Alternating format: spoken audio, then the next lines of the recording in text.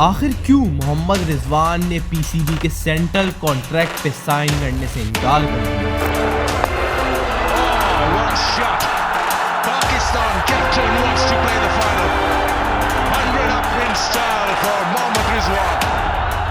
Babar Azam become highest run scorer in T20I international.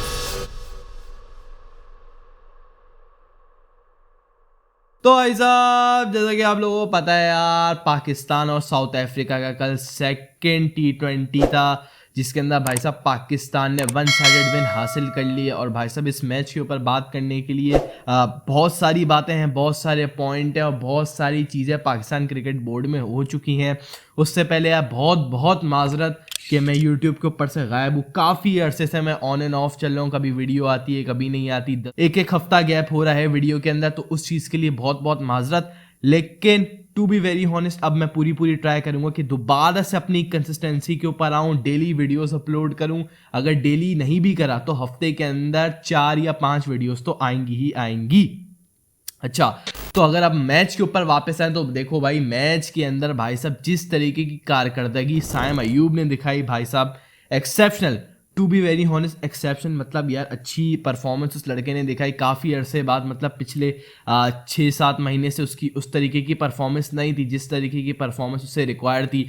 चाहे वो ODI हो या T20 हो, उसकी परफॉर्मेंस बिल्कुल ही ओवर शेडो हो गई थी आफ्टर इंजरी। लेकिन काफ़ी अच्छा लग रहा है कि यार वो रिदम में नज़र आया। छोटा टारगेट था साउथ अफ्रीका ने दिया, यहाँ पे काफ़ी अच्छी बॉलिंग का प्रदर्शन किया सलमान मिर्ज़ा ने। यहाँ पे क्रेडिट जाता है सलमान मिर्ज़ा की वंडरफुल बॉलिंग को। मतलब एक अरसे के बाद वो टीम के अंदर आया। लास्ट टाइम उसने बांग्लादेश के खिलाफ बॉलिंग कराई थी पाकिस्तान के लिए, और अब वो काफ़ी टाइम के बाद पाकिस्तान टीम के अंदर आया और उसने 3 for 14 करे यार 4 ओवर के अंदर, 3 for 14। इस तरीके की परफॉर्मेंस तो यार शाहीन ने भी नहीं की, क्योंकि शाहीन को जब से ODI का कप्तान बनाया, मतलब उसकी परफॉर्मेंस तो बिल्कुल ही खत्म हो गई ना यार।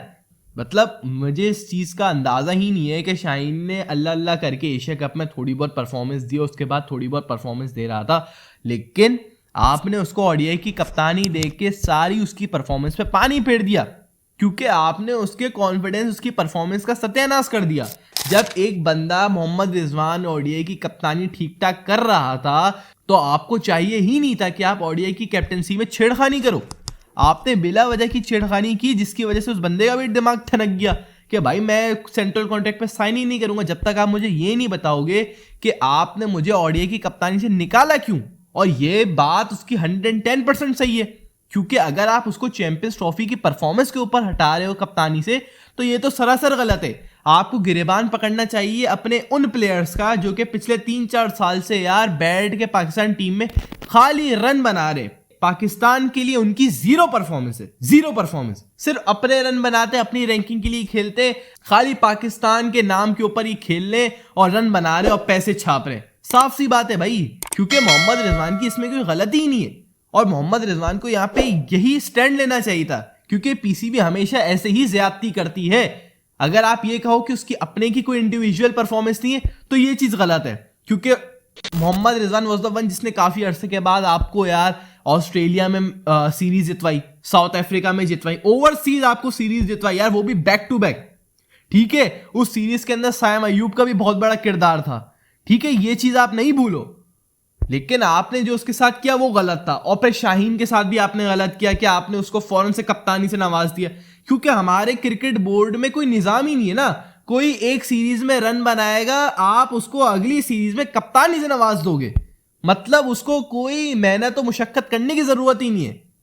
सीधा भाई आपको एक 50 मारना है, आपको 5 विकेटें लेनी है, चल मेरा भाई आपकी कप्तानी पक्की नेक्स्ट सीरीज में।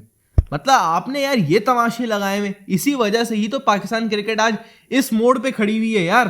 तो मैं कहने के लिए कुछ काबिल ही नहीं रहा ना यार, मैं कुछ कहने के लिए काबिल ही नहीं रहा, क्योंकि आपने पूरी टीम का सत्यानाश कर दिए, पूरी टीम का सत्यानाश कर दिए।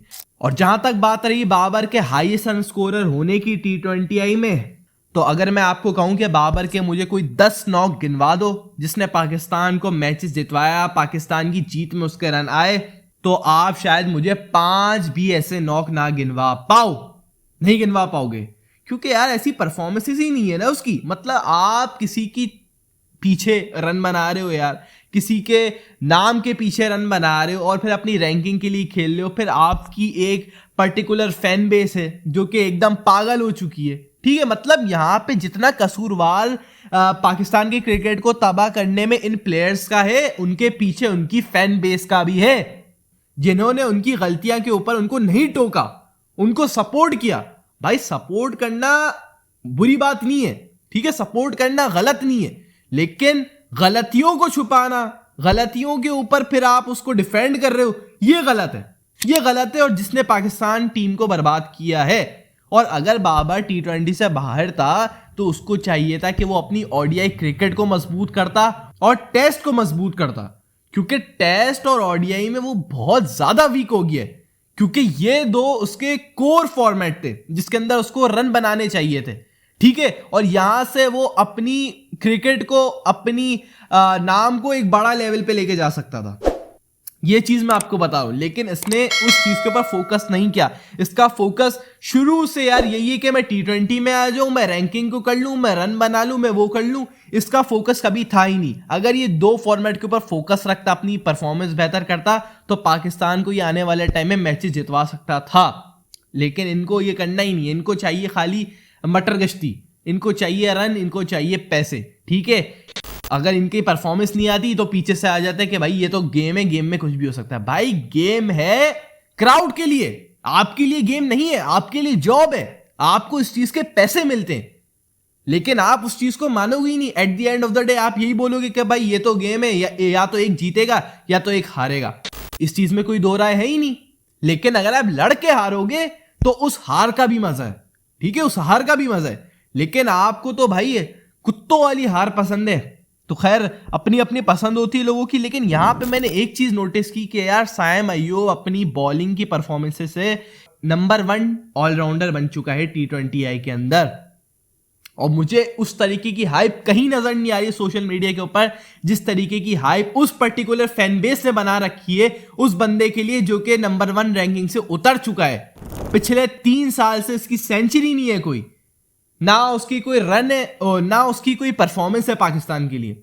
लेकिन उसकी फैन बेस ने सिर्फ यही बना के रखा हुआ है कि नहीं उसकी तो रैंकिंग थी तो वो आएगा T20 में। इस बच्चे की रैंकिंग के ऊपर कोई बात नहीं हो रही, ठीक है।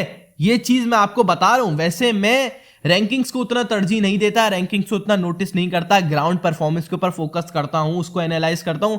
लेकिन ये चीज मेरे जहन में आई और ये चीज मुझे क्लिक की, तो मैंने ये चीज आपको बताई।